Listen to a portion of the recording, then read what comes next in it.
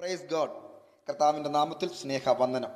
ദൈവത്തിലുള്ള ദൃഢമായ തീരുമാനങ്ങൾക്കൊപ്പം ദൈവത്തിൻ്റെ കൃപയും കടാക്ഷവും ഉണ്ടാകുമെന്ന് മനസ്സിലാക്കുക.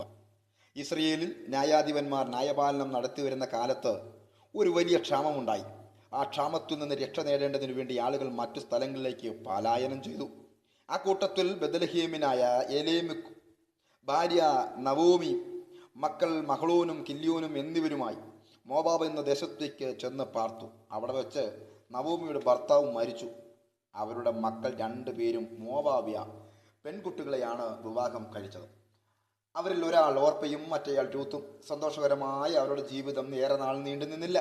ഏകദേശം 10 വർഷങ്ങൾ കഴിഞ്ഞപ്പോൾ മഹ്ളോനും കില്യോനും മരണമടഞ്ഞു. നവോമിയും 2 മരുമക്കളും മാത്രം ശേഷിച്ചു. ഭർത്താവിൻ്റെയും 2 മക്കളുടെയും മരണം നവോമിയെ ആകെ തകർത്തു.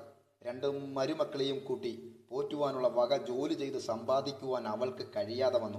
അങ്ങനെ നവോമി തിരികെ തൻ്റെ സ്വദേശത്തേക്ക് മടങ്ങിപ്പോകുവാൻ തീരുമാനിച്ചു. ഓർപ്പയെയും രൂത്തിനെയും വിളിച്ച് നിങ്ങളെ സഹായിക്കുവാൻ തനിക്ക് ഇനി കഴിയുകയില്ലെന്നും അധികം പ്രായമായിട്ടില്ലാത്ത നിങ്ങൾ നിങ്ങളുടെ സ്വന്തം വീട്ടിലേക്ക് ചെന്ന് നന്നായി ജീവിക്കുക എന്നും ഉപദേശിച്ചു. ഇത് കേട്ട് ദുഃഖത്തോടെയാണെങ്കിലും ഓർപ്പ അമ്മായിയമ്മയെ ചുംബിച്ച ശേഷം തൻ്റെ വീട്ടിലേക്ക് മടങ്ങിപ്പോയി. രൂത്താകട്ടെ നവോമിയെ വിട്ടുമാറാതെ നിന്നു.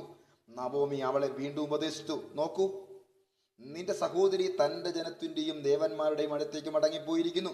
നീയും പോയിക്കൊള്ളുക എന്ന് അവളോട് പറഞ്ഞു. രൂത്ത് മറുപടി, നിന്നെ വിട്ട് പിരിയുവാനും നിന്റെ കൂടെ വരാതെ മടങ്ങിപ്പോകുവാനും എന്നോട് പറയരുത്.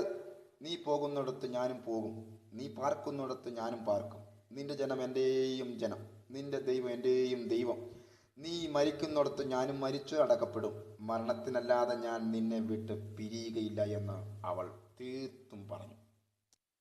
അങ്ങനെ രൂത്തും നവോമിക്കൊപ്പം ബെത്ലഹേമിലേക്ക് പോയി.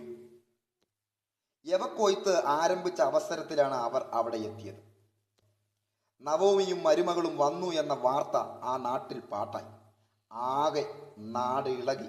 നവോമിയുടെ മറുപടി, ഞാൻ എല്ലാം ഉള്ളവളായി ഇവിടെ നിന്നും കടന്നുപോയി, എന്നാൽ ഇപ്പോൾ ഒന്നുമില്ലാത്തവളായി വന്നിരിക്കുന്നു. നിങ്ങൾ എന്നെ നവോമി എന്നല്ല മാറ എന്ന് വിളിപ്പീൻ എന്ന് പറഞ്ഞു. പലപ്പോഴും നമുക്കുള്ളപ്പോൾ നമ്മൾ ആഡംബരമായി പോകും. എല്ലാം നഷ്ടപ്പെട്ട് കഴിയുമ്പോൾ നിരാശരായിത്തീരും.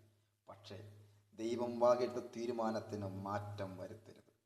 തൻ്റെ അമ്മായിയമ്മയ്ക്ക് തന്നെ സഹായിപ്പാൻ ഒന്നുമില്ല എന്ന് മനസ്സിലാക്കിയിട്ടും കഷ്ടതയിലും അവരോടുകൂടെ ജീവിക്കുവാൻ തീരുമാനിച്ചായിരുന്നു രൂത്തിൻ്റെ വരവ്. അതിനാൽ സാഹചര്യങ്ങളും വാക്കുകളും ഒന്നും അവളെ തളർത്തിയില്ല. സ്നേഹവും ദൈവത്തിലുള്ള അചഞ്ചലമായ വിശ്വാസവുമായിരുന്നു അവർ ഇരുവരുടെയും ശക്തി. ദൈവത്തിൽ ആശ്രയിച്ച് പരസ്പരം സഹായിക്കുവാൻ അവർ തയ്യാറെടുത്തു. അങ്ങനെ സ്നേഹത്തിൻ്റെയും സകലത്തിൻ്റെയും പരിപാലകനായ ദൈവം ഒരിക്കലും കൈവിടുകയില്ല എന്ന് അവർ മനസ്സിലാക്കിയിരുന്നു. അങ്ങനെ അവർ ഇരുവരും ഒരുമിച്ച് മറ്റാരുടെയും സഹായമില്ലാതെ ജീവിക്കുവാൻ ആരംഭിച്ചു. എങ്കിലും ദാരിദ്ര്യം വീണ്ടും അവരെ വിഷമിപ്പിച്ചുകൊണ്ടിരുന്നു. ഭക്ഷണത്തിനില്ലെങ്കിലും ഉള്ള വക പോലും ഇല്ലാതെ വന്ന അവസരങ്ങളും അവർക്ക് പലപ്പോഴും ഉണ്ടായി. എങ്കിലും തീരുമാനത്തിൽ നിന്ന് മാറുവാനോ സ്വന്തം നാട്ടിലേക്ക് മടങ്ങിപ്പോകുവാനോ രൂത്ത് ഒരിക്കലും ശ്രമിച്ചില്ല. സ്വന്തം ജീവിത സുഖത്തിനു വേണ്ടി വാർദ്ധക്യത്തിലായ മാതാപിതാക്കളെ ഉപേക്ഷിക്കുവാൻ തയ്യാറെടുക്കുന്നവർ നമ്മുടെ ഇടയിലുമുണ്ട്.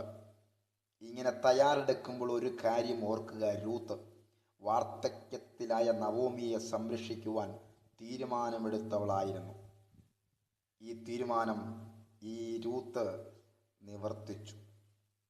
പ്രതിസന്ധികളിലും നാം തുണയായി തീരേണ്ടുന്നവരോടൊപ്പം നാം ദൈവത്തിൽ ആശ്രയിച്ച് തുടർന്നു കൊള്ളുക.